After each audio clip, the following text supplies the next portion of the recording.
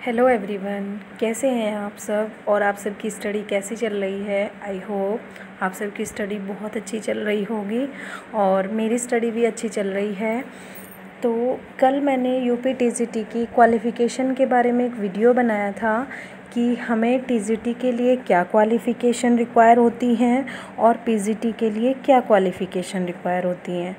तो वो तो एक एजुकेशनल क्राइटेरिया था कि हमारे पास कौन सी डिग्री या डिप्लोमा होना चाहिए किसी भी फॉर्म को फिलअप करने के लिए। नेक्स्ट इसका स्टेप आता है कि हम किस सब्जेक्ट के लिए एलिजिबल हैं, ये कैसे पता चलेगा। मींस अगर हम इंग्लिश सब्जेक्ट से भरना चाहते हैं टीजीटी फॉर्म, तो हम कैसे पता करें कि हम एलिजिबल हैं या नहीं। हिंदी से भरना चाहते हैं या एसएसटी से भरना चाहते हैं, क्या हम एक से ज़्यादा सब्जेक्ट के लिए भर सकते हैं। तो आर्ट स्ट्रीम के जो सब्जेक्ट्स हैं, मैं उनकी नॉलेज जिनका मुझे पता है उनके बारे में डिस्कस करना चाहती हूँ। जैसे हिंदी, इंग्लिश, एसएसटी, इन सब सब्जेक्ट्स के बारे में मैं आज डिस्कस करूँगी कि क्या क्या सब्जेक्ट कॉम्बिनेशन हमें चाहिए होता है। तो सबसे पहले बात करते हैं टीजीटी के लिए, क्योंकि जो सब्जेक्ट कॉम्बिनेशन होता है वो केवल हमें टीजीटी में चाहिए। पीजीटी के लिए हमें सिंगल सब्जेक्ट चाहिए होता है जिससे भी हमने पोस्ट ग्रेजुएशन की होती है। मान लो हमने इंग्लिश से एमए किया है तो हम इंग्लिश से पीजीटी फिल कर सकते हैं, हिंदी से किया है तो हिंदी से फिल कर सकते हैं। जिस भी सब्जेक्ट से किया है हम उस सब्जेक्ट से पीजीटी का फॉर्म फिल कर सकते हैं।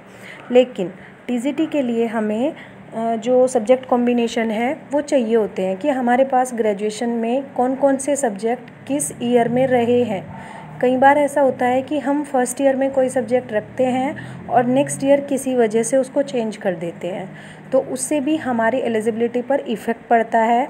तो जैसे अगर हमें इंग्लिश लिटरेचर से फिल करना है फॉर्म, तो बीए के जो ग्रेजुएशन है, ग्रेजुएशन के तीनों साल में, first year, second year and third year, तीनों साल में हमारे पास इंग्लिश लिटरेचर होना ज़रूरी होता है, तभी हम टीजीटी के लिए अप्लाई कर सकते हैं। नेक्स्ट आता है हिंदी के लिए हम कब अप्लाई कर सकते हैं। हिंदी के लिए हम अप्लाई कर सकते हैं तब जब हमारे पास हिंदी के साथ साथ संस्कृत भी एज ए सब्जेक्ट रहता है। बीए में हमारे जो सब्जेक्ट होते हैं उनमें हमारे पास संस्कृत और हिंदी दोनों सब्जेक्ट होने चाहिए तीनों साल तक, तब हम हिंदी से अप्लाई कर सकते हैं। ठीक है। नेक्स्ट है एसएसटी के लिए। तो एसएसटी के लिए भी हमारे पास 2 सब्जेक्ट एसएसटी के होने चाहिए, जैसे हिस्ट्री, ज्योग्राफी, पॉलिटिकल साइंस और इकोनॉमिक्स।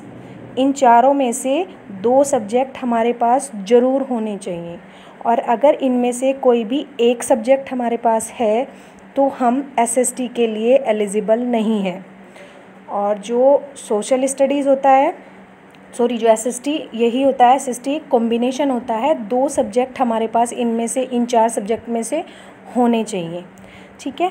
तो ये एसएसटी का क्राइटेरिया हो गया, हिंदी का क्राइटेरिया हो गया और इंग्लिश का क्राइटेरिया हो गया। बाकी सब्जेक्ट्स की मुझे इतनी नॉलेज नहीं है तो मैं उसके बारे में डिस्कस नहीं कर पाऊँगी। और इससे रिलेटेड अगर आपके पास कोई और क्वेश्चन हो तो आप पूछ सकते हैं, मैं आंसर ज़रूर करूँगी। और हाँ, सोशियोलॉजी जो होता है वो एसएसटी में इंक्लूड नहीं होता है। ठीक है friends, thank you so much and best of luck for your preparation.